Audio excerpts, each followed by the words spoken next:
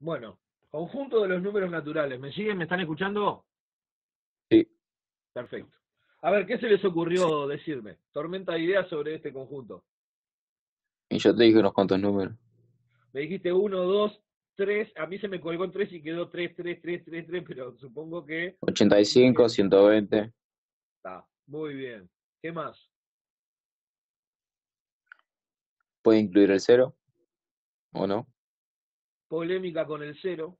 Sí, muy bien. ¿El cero pertenece o no pertenece? Perdón, son horribles. Ay, ¿pertenece o no pertenece? Esa es la polémica. Pertenece. ¿Qué más?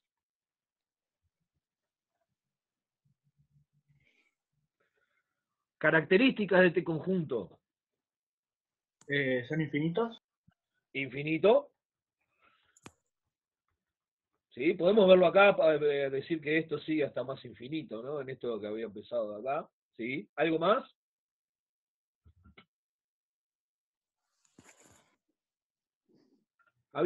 Ya habíamos hablado de esto en clase y yo les dije un par de cosas más. ¿Se acuerdan? Una palabra era discreto. ¿Se acuerdan qué quería decir?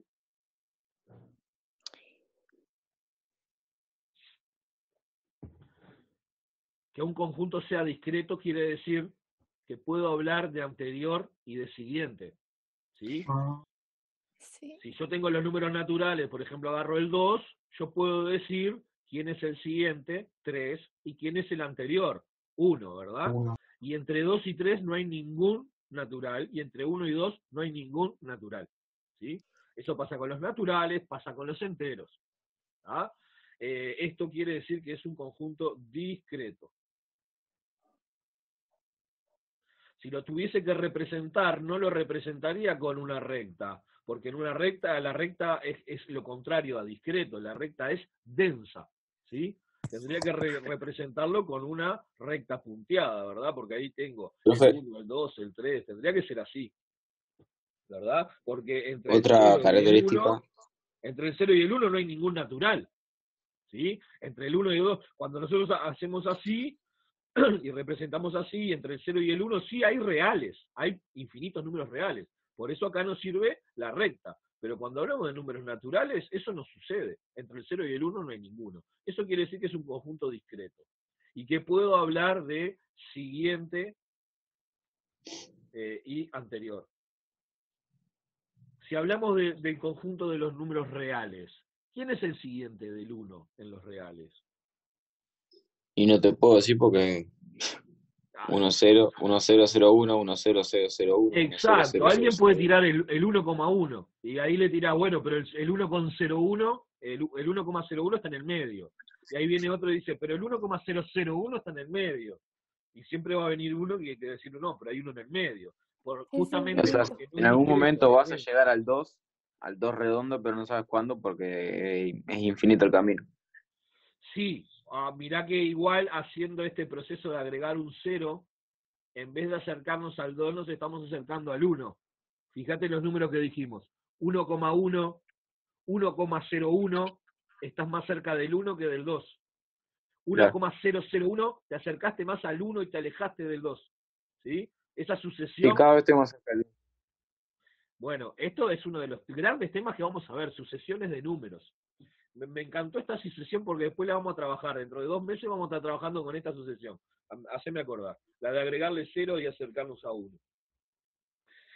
Bueno, y por ende tenemos acá otra cosa que también lo nombramos en clase, que puedo distinguir un primer elemento. Eso te iba a decir. Un principio que no Muy tiene un bien. final. Exacto. No existe un último, no existe último elemento. ¿Tá? Existe un primero. Acá está la polémica esta de si el El primer primero es el elemento es 0, el el primero 1 es el 1. o el 0. Si me preguntan a mí, Sebastián Gómez, yo opino, porque al final es un tema de opinión, porque no hay nada definido, ¿estamos de acuerdo? Algunos autores definen los naturales con el 1, con el 0 y otros no. Entonces es un tema de qué autor me agarro, un tema de opinión. Yo opino que el 0 es el primer elemento de los naturales. ¿Tá? Yo también. Muy bien. Ya se les expliqué lo del tema del conjunto vacío, es la cantidad de elementos que tiene el conjunto vacío, ¿no? Muy bien. Estos son los números naturales. ¿Algo más para decir? En sí no dijimos lo más elemental. Lo dijimos en clase. Son los números que sirven para contar elementos. Sirven para contar estos números. ¿Ah? Aparecieron así. Por eso son naturales. Porque son los primeros que aparecen.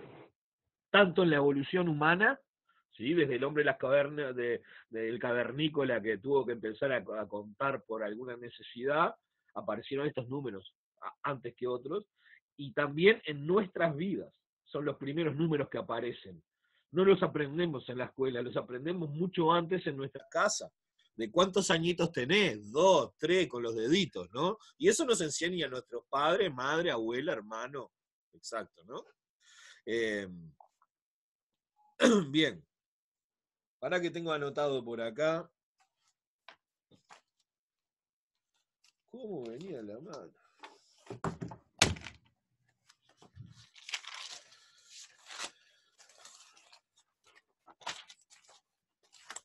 Quinto científico. Bien. Bueno, conocemos más o menos la forma y quiénes son los elementos de este conjunto, ¿no? Digo porque vamos a trabajar bastante con este conjunto.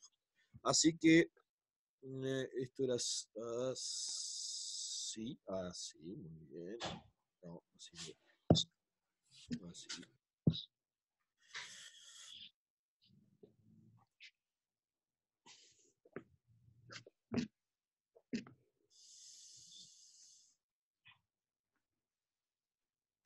Bien, ahora estamos restringidos, nos vamos a restringir al conjunto de los números naturales. Cuando estamos trabajando en un conjunto numérico y hablamos de una operación, quiere decir que yo tomo dos elementos, los opero y me da un tercero, ¿verdad? Un resultado. ¿Tá? Para que sea operación, este elemento que tomamos tiene que pertenecer a los naturales, el otro elemento también tiene que pertenecer a los naturales, y el resultado tiene que pertenecer a los naturales. Solo si pasa esto, es una operación, por eso se llama operación interna en un conjunto, porque quiere decir que si yo combino de alguna manera dos elementos del conjunto, el resultado tiene que también pertenecer a ese conjunto, ¿sí? Y en los naturales conocemos dos operaciones, que es la suma y el producto. Claro, ya te iba a decir 2 dividido 3, por ejemplo, y no te da. Ah, bien. Entonces la división así no se puede decir que sea una operación en los naturales. Hay que Pero hacer la multiplicación sí. una restricción. ¿Qué restricción le harían a la división para decir, bueno, el resultado me da natural, entonces es una operación? Sé que hay una manera de hacerlo, pero no me acuerdo cómo. Yo les pongo un ejemplo. La resta pasa lo mismo, ¿no? Claro, no puede ser 2 menos 7. Exacto, me da un número que no es natural, me da un número negativo. Entonces la resta tampoco es una operación dentro de los naturales. ¿Qué hacen las maestras en la escuela? Porque en la escuela no conocemos los números negativos. Le agregan una condición, porque en la maestra sí define y trabaja con la resta. Trabajamos los 6 años de primaria con la resta, ¿sí?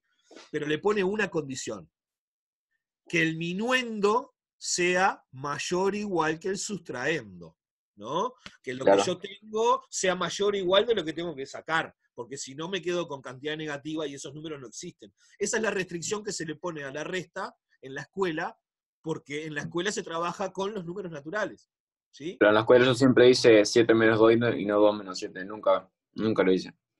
7 menos 2, sí, porque está definido, ahí el minuendo es más grande que el sustraendo, Claro. pero 2 menos 7 nunca te lo va a poner la maestra, porque te dijo que no, que nunca el sustraendo iba a ser más grande que el minuendo.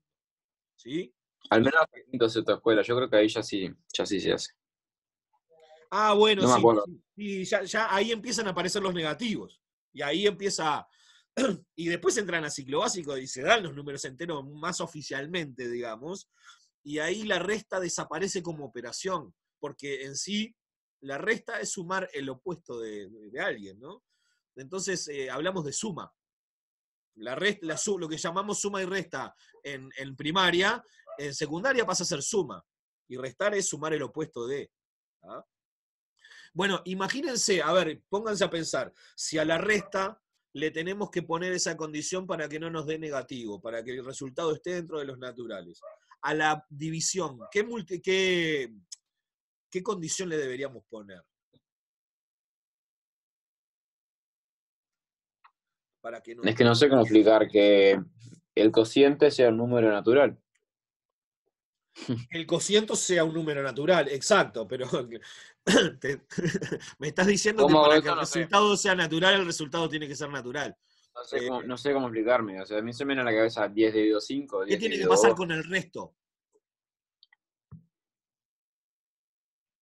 Con el resto de esa división, ¿qué tiene que pasar? Tienes un número natural. A ver, vamos a poner acá. Dijimos, vamos a hacer 12 dividido 3. ¿Sí? 4, El resto 6, tiene que ser 0. El resto tiene Acá, que ser 0. entonces un natural dividido un natural me dio un natural. Pero ¿qué pasa si yo hago 14 dividido 3? Me da 4. Un resto 2. Y bueno, y acá tendría que poner una coma, agregar un 0, ¿no? Y acá tengo un 6. 6 por 3, 18, sobra un 2. Le agrego un 0, 6, 2, 0, 6, va.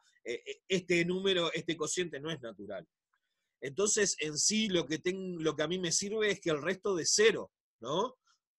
Y para que el resto de 0, lo que tiene que pasar es que el dividendo tiene que ser múltiplo del divisor. ¿Sí? Si 12 está en la tabla del 3, entonces me va a dar un cociente natural y resto 0. Si no, no. Entonces, fíjense que si queremos definir la división en el conjunto de los números naturales, decimos, sí, podés dividir siempre y cuando el dividendo sea múltiplo del divisor. Y está, bueno, para eso nada, es muy restringida esa operación. ¿Ah? Por ende, lo único que podemos hablar y que vamos a hablar es de suma y producto, Ulises. ¿Ah? Porque son las únicas que se da esto de operación interna. Con la suma sí, yo agarro dos números naturales, los sumo y me va a dar un número natural. ¿Sí? No les puedo hacer la demostración, es muy difícil, pero hagan la prueba con muchos y se van a dar cuenta. Y fíjense, con el producto es más fácil, aplicando la regla de los signos. Un natural es un entero positivo, y si yo lo multiplico por un entero positivo, me va a dar un entero positivo. O sea que natural por natural me da natural, aplicando la regla de los signos. Más por más, más. ¿Sí? Y entero por entero, entero. Así que, entonces con el producto es más fácil. Entonces son las únicas dos operaciones que podemos hablar. ¿Sí? ¿Alguna duda hasta acá? No. No. Muy bien, vamos a complicarla entonces.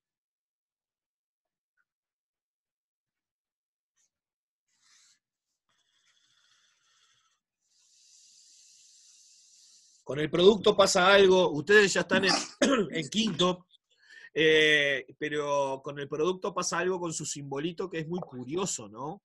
Muta, o los profesores lo hacemos mutar, y no les avisamos. A ver, en la escuela, esto es 2 por 3. Esa cruz indica la multiplicación, ¿sí? Eso es 2x. Exacto. Cuando pasamos a primero de liceo, o sea, cuando cambiamos de la escuela, nos sacamos la túnica, aparece un profesor que empieza a trabajar con la X, que es la incógnita, y lo que pasa es que tenemos un mismo símbolo, la cruz, para denotar dos cosas distintas, la multiplicación y un número que no conozco. Qué entreverada la cosa, ¿no? Entonces los profesores decimos, entonces esto lo hacemos así, 2 por 3. Pero no les avisamos.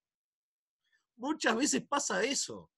Que después decimos, pero no entendés que esto es un por. No. Si yo vengo de la escuela y esto era un por. Y ahora me usás el mismo simbolito para otra cosa y otro simbolito para la multiplicación. Y claro, no a ese último 3 que hiciste, le harías x y 4 y yo te leía 2,3 por 4.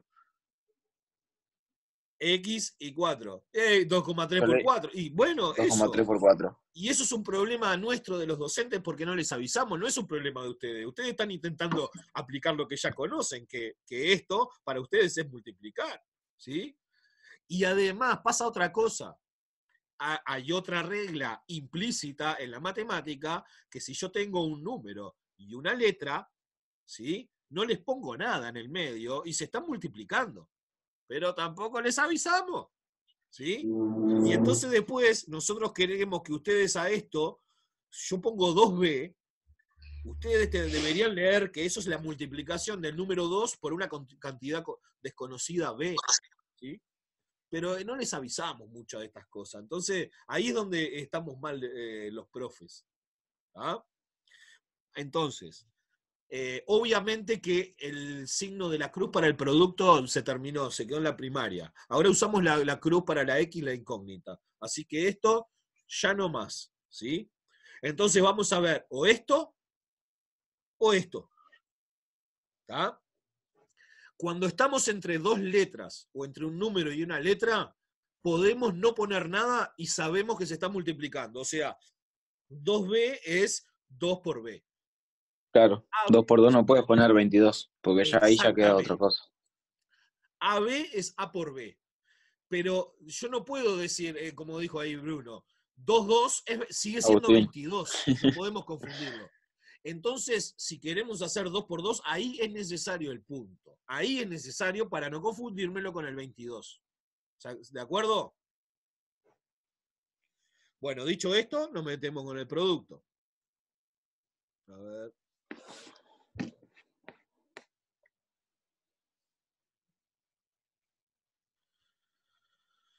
Separo así porque lo que vamos a ver son propiedades de la suma y del producto.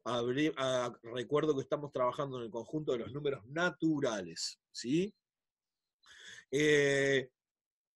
Conmutativa, esto lo conocen de la escuela, de la suma, y conmutativa del producto. Los dos son conmutativos. ¿Qué quería decir esto?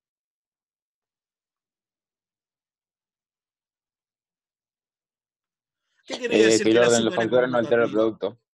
Que el orden de los factores no altera el producto.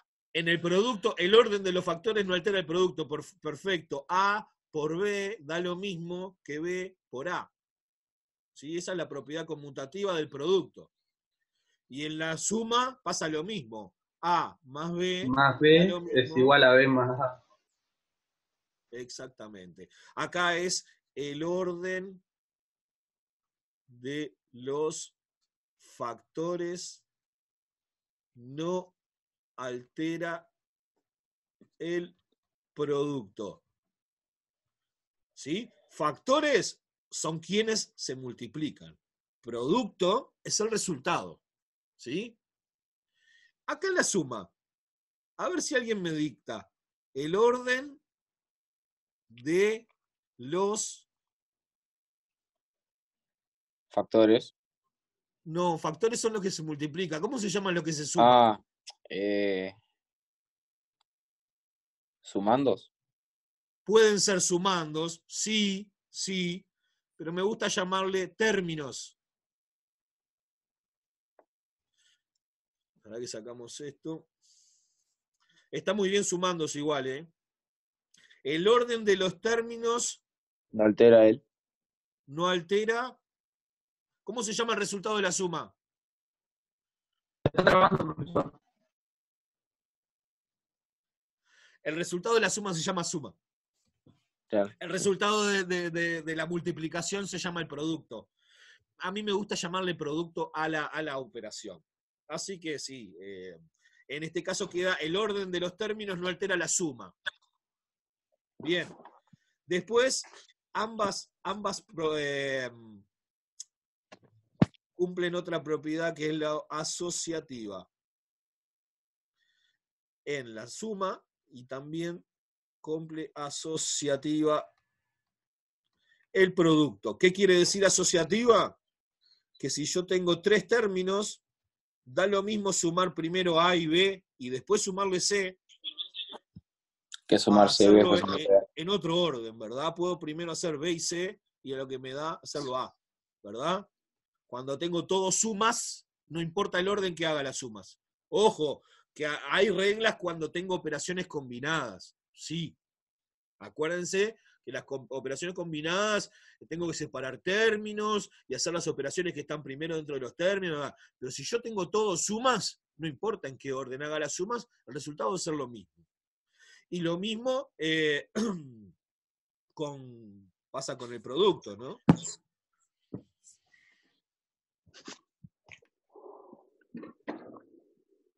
Bien. Estas propiedades, gurises, conmutativa más, ¿de dónde las estoy sacando? ¿De la galera? No. ¿Se demuestran? Tampoco. Estos son lo que se conocen axiomas. Había escuchado esa palabra.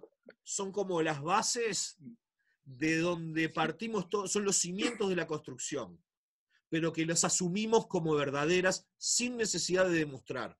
Acá hay una cuestión de fe en los axiomas. ¿Sí?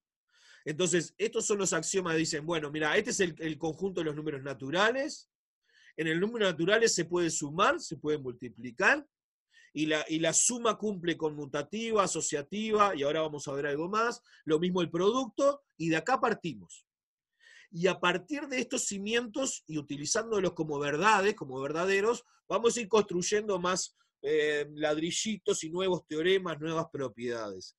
Pero estos no tienen demostración, son lo que se llama axiomas. Digamos que es como los 10 mandamientos de la Biblia, ¿sí? Estos son los 10 mandamientos de la matemática del conjunto de los naturales. ¿Ah? Creemos en que esto se cumple siempre. Bien, ¿en qué más creemos? Creemos en la existencia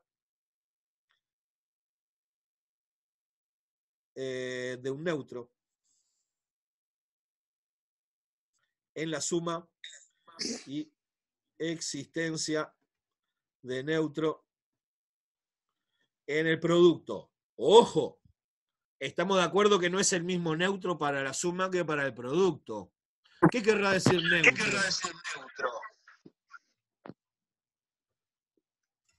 Que no vale.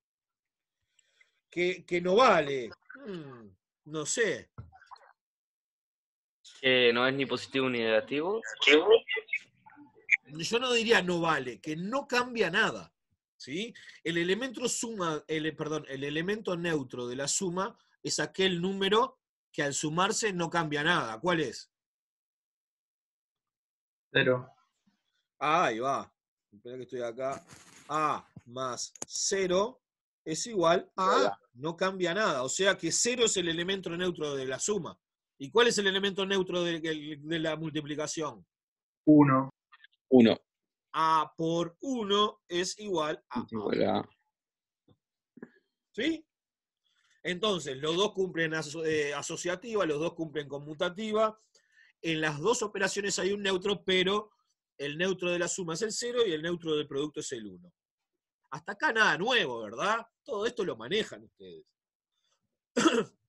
Pero estamos formalizando y estamos viendo que son axiomas.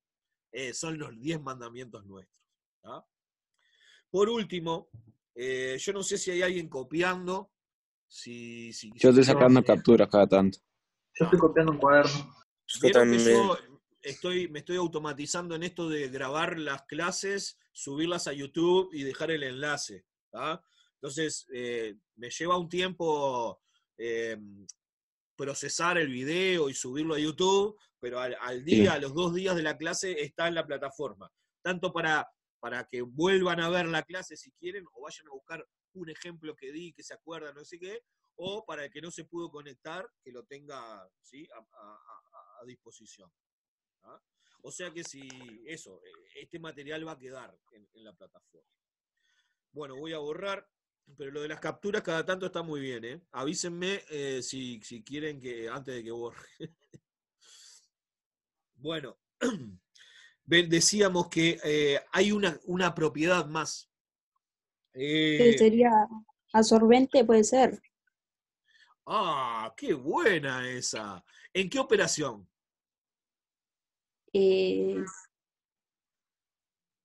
¿A qué te referís con absorbente? Sería, en el producto sería A por 0. Muy bien, Claro. exactamente. Sí. Pero ¿sabés Ahí me qué? acuerdo. ¿Quién fue esa, Camila? No, Antonella. Antonella. Antonella, no la doy ahora a la absorción porque no es un axioma.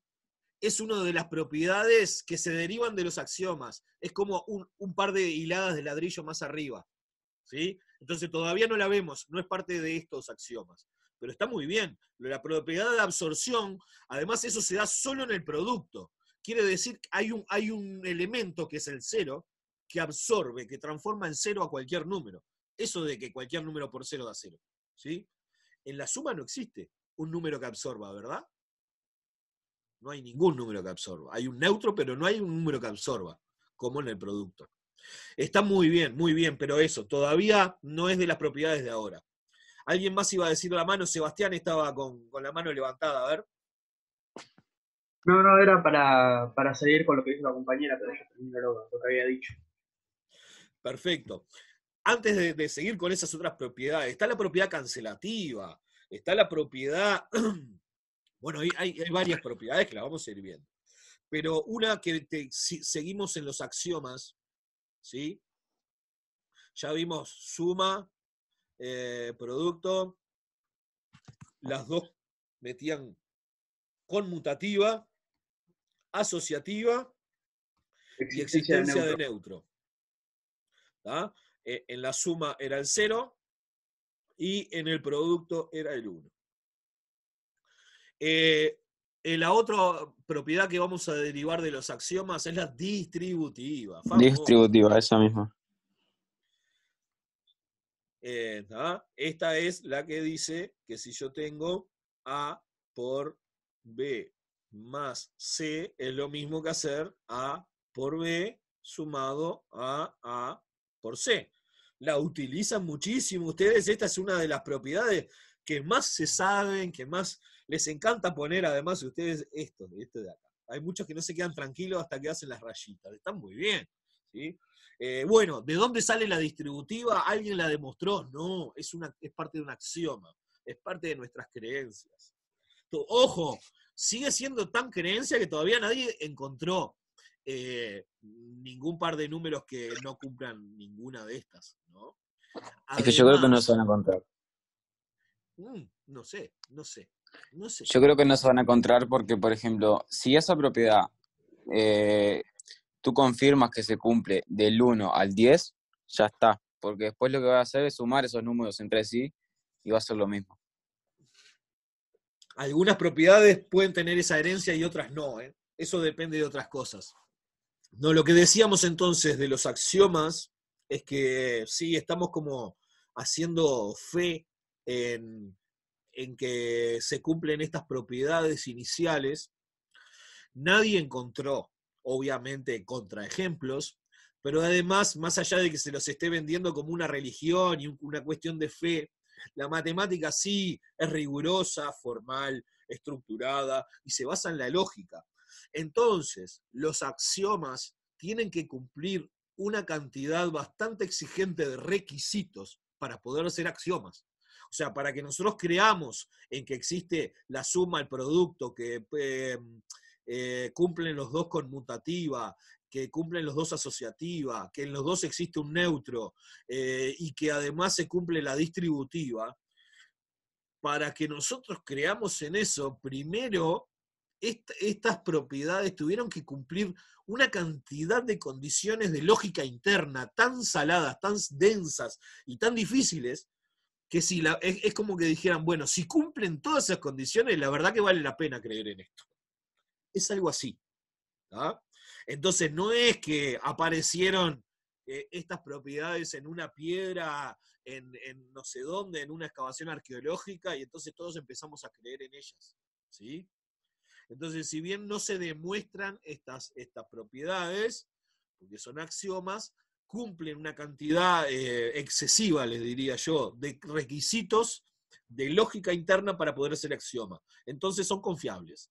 sabemos que los cimientos tienen que ser firmes. Y no es que nos estemos armando un edificio sobre los cimientos de creer en unas propiedades. No. Los cimientos son firmes. ¿Tá? Esto sucede. ¿Tá? Muy bien. Entonces, ver una cosita más y damos por terminado la clase de hoy. Entonces dijimos hoy que nosotros deberíamos representar el conjunto de los números naturales como una semirrecta punteada, ¿verdad? Que empieza en el 0 Y no tiene fin. sigue hasta más infinito. Bien. Bueno, vamos a hablar ahora de lo que es un conjunto acotado. ¿A qué le suena algo acotado?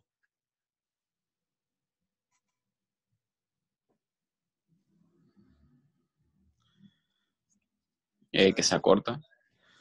Que se acorta. Ojo que no es acortado, es acotado. De cota. Entendí acortado. No, acotado. De cota. Algo acotado en sí es algo que tiene límites. De hecho, cota es algo que le pone un límite a algo. ¿Sí? Un conjunto acotado es un conjunto que tiene cotas inferiores y cotas superiores. A ver cómo lo explico. Imagínense el conjunto formado por el 3, 4 y 5. ¿Sí? Este es mi conjunto A. Las cotas inferiores, ¿sí? Son todos los números que son menores a todos los elementos de A. ¿Quiénes son las cotas inferiores? Son estas. 0, 1 y 2. Exacto. Inferiores. 0, 1 y 2 son menores a todos los elementos de A. Y las cotas superiores son aquellos números que son Del 6 al mayores a infinito. todos los elementos de A. O sea que, ¿cuántas cotas 6 superiores tiene? Infinitas. Ahí va. Encontramos para este conjunto 3 cotas inferiores, pero infinitas cotas superiores. ¿Sí? Veamos un ejemplo. Un conjunto puede estar acotado superiormente o inferiormente, o de las dos. Este que vimos acá está acotado inferiormente y superiormente. ¿A alguien se le ocurre un conjunto que no esté acotado superiormente? Un subconjunto de naturales que no esté acotado superiormente.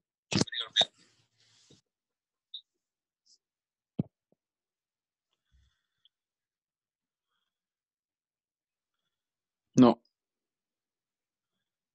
Es imposible, me parece. No. Espera. De un conjunto que lleve el 6 al infinito. ¿Que lleve del 6 al infinito? Claro. X perteneciente a los naturales, o sea que X sea mayor que 6, o mayor o igual.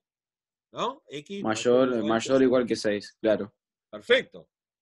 Este conjunto no está acotado. Sí inferiormente, pero superiormente no, ¿verdad? Me voy a dejar de usar la línea punteada porque es más práctico la recta, ¿no? Pero sabemos que debería ser una punteada. Si 0, 1, 2, 3, 4, 5, 6, 7, 8, 9, ¿no? Si el 6 está acá, estamos hablando de acá para allá. ¿Puedo encontrar cotas inferiores? Sí, todas estas. 0, 1, 2, 3, 4 y 5.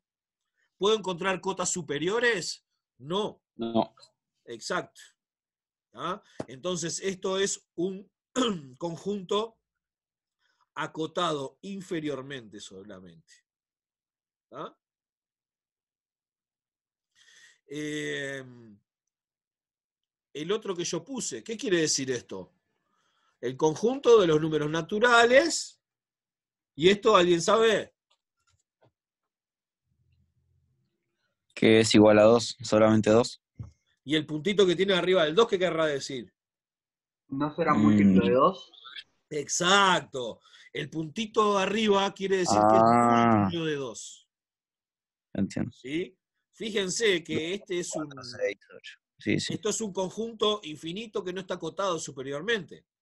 Porque tendríamos, ¿no? Múltiplos de 2 es el 0. Siempre vas a tener, cada dos números un múltiplo de 2. Exactamente, no está acotado superiormente. ¿Sí? Bien, como los naturales tienen una condición, esto de que son como una semirrecta, tienen un principio pero no un final, fíjense que puedo tener conjuntos acotados superiormente e inferiormente. Por ejemplo, este. Perdón, este. 3, 4 y 5. Este que dijimos que es acotado superiormente y acotado inferiormente. En Claro. Tienes 2, matemáticas 1 se es 0 y dice... tienes los infinitos. ¿Cómo? No, claro. Sí que tienes 2, 1 y 0 y tienes los infinitos para hablar. Exacto, es el del ejemplo anterior. En matemática, cuando está acotado por los dos lados, se dice que está acotado. ¿Ah? O sea, que si hablamos de un conjunto acotado, sabemos que tiene acotado superiormente e inferiormente. Si no, se dice es acotado inferiormente solo o solo superiormente. Lo que les quiero que vean es que puedo tener acotado por los dos lados en los naturales, puedo tener acotado inferiormente como este que dijeron recién, el de los mayores que 6. Lo que no puedo tener son conjuntos solamente acotados inferiormente. ¿Por qué? Porque naturalmente el conjunto de los naturales ya tiene una cota inferior, que es el 0. ¿Sí? Entonces no puedo no tenerlo acotado por abajo. ¿Sí? Quizás que mi conjunto incluye también al 0. Bueno, ahí igual lo tengo, el 0 es una cota. ¿Ah?